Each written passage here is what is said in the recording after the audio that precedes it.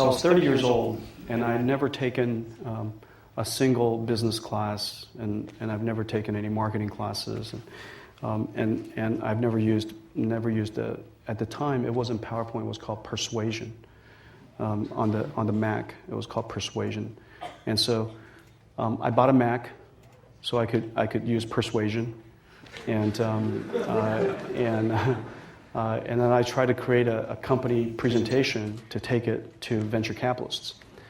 The process kind of went like this. We started, my first official day of work was my 30th birthday, February 17th. And we got the company funded. And so once we got started, the question is, what are we going to do? How does it all work out? How do we start the company?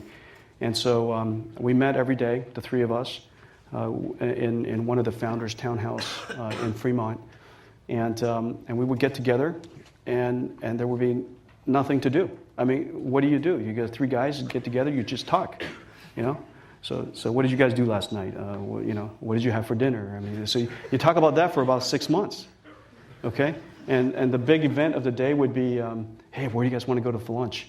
And so, Philly cheesesteak today, or, Chinese food tomorrow, or whatever. That would be like a big deal. And then after a while, it was like, could you put some donuts in the fridge in the morning for when we come? I mean, so that would be a big deal for a while.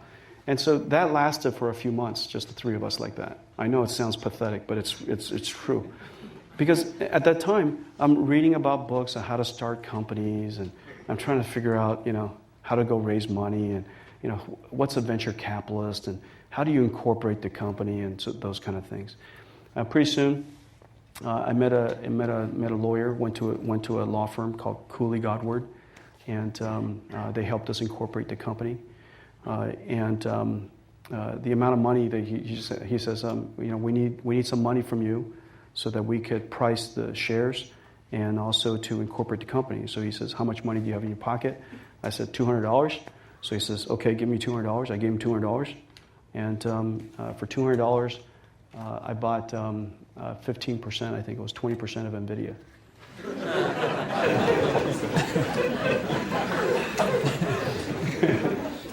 So it was a good deal. Yeah, 20%, yeah. And then I went back to the house, and then went back to the condo, and they both gave me $200, and they both got 20%. And that's how it worked, literally. It's not much more. Here's the thing. Nvidia, I never finished my business plan. I know it. We never finished a business plan. Never could figure out how to finish a business plan, to tell you the truth. And if I would have finished that book, and I went to Borders and got Gordon Bell's book, How to Start a High-Tech Company. It's like this thick. If I would have read the whole thing, I would have been dead now. We would have run out of money, run out of time. And so I read the first 3 or 4 chapters, and I got to go to work.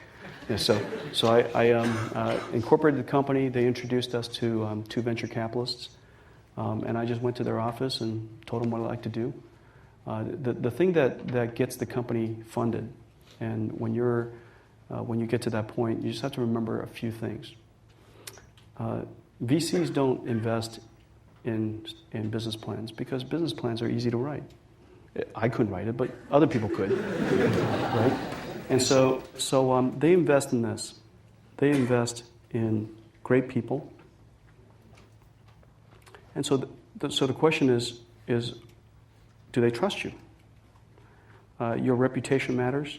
Your history matters.